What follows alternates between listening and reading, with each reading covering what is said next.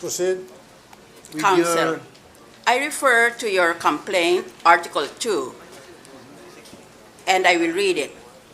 Respondent committed culpable violation of the Constitution and or betrayed the public trust when he failed to disclose to the public his statement of assets, liabilities, and net worth as required under the 1987 Constitution.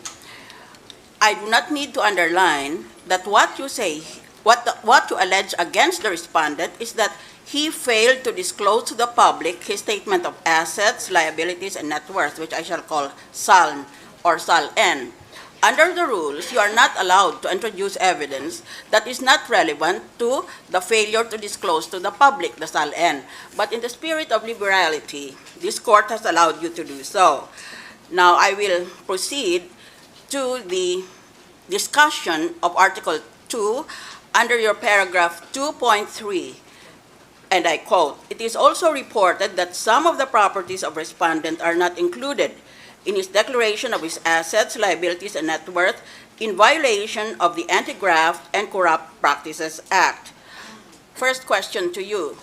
Are you charging respondent under the Anti-graft and Corrupt Practices Act?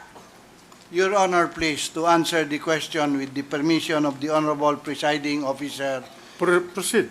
and with the indulgence of the Honorable Senators, may I be permitted to point out, first of all, that Why do you have to point out? Answer, yes or no? the allegations... I am tired of hearing your voice. Yes, but the allegations of the complaint determine the jurisdiction of already the seen court that, Counsel, over and- the case, Your Honor. Do not override me.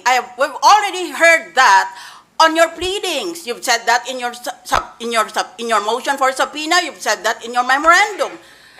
Do not be sententious because every hour counts. Kaya, madali lang naman sagutin itong pagtatanong na ito. Ito bang pinapasagot natin o respondent natin ay binibintangan mo sa ilalim ng Anti-graft and Corrupt Practices Act? Yes or no? Opo, Madam Senator, dahil dahil- nakalagay dito in violation of the Anti-graft Absolutely, I and can Corrupt Practices Act. Give me the presumption of literacy. Yes. And don't ever overstep yourself. Ngayon, pagtatanong ko sa iyo ganito, do not engage in a colloquy with me. As I pointed out during the Estrada impeachment trial, you are not supposed to discuss or argue during an impeachment trial, But especially when you are speaking to an impeachment judge. Can we answer the questions, No. however, the way we feel No. it should be answered? You should answer according to the rules of court as determined by the Senate acting as an impeachment court. That is the rule here. Can the specific rule be cited for our guidance, Your Yes. Honor? Okay. The Constitution allows the Senate to promulgate its own rules of procedure. That has been repeated in this instance, and this is the end of this colloquy. How dare you raise questions to my authority?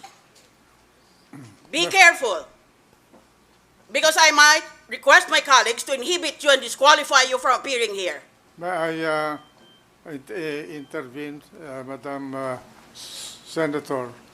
I would like to explain that the members, the non-elected members of the Senate, as well as the House of Representatives, can argue among themselves, but not to argue against any elected member of Congress, because there is a parliamentary tradition involved in this. Only elected members of the people can use this forum to argue with one another.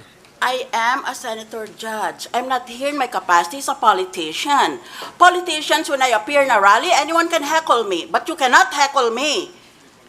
You cannot engage in what the law calls a colloquy with me. You cannot engage in a discussion or argumentation with me. I'm the judge. I preside here. How many years have you been in trial practice, counsel? 42 years. And Your what Honor. have you specialized in? Is it not true that you specialize in maritime law? In everything, Your Honor. What an impertinent answer. Let me go to the point, because I might lose my temper with you.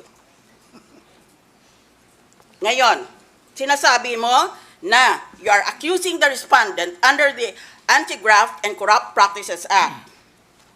I have here before me a copy of the Anti-Graft and Corrupt Practices Act. It enumerates what are the acts which establish graft and corruption. Show me or read to me which of this particular listing under the law you are accusing, under which of this listing are you accusing the respondent of graft and corruption? Dahil dito merong A, B, C, D, E hanggang K.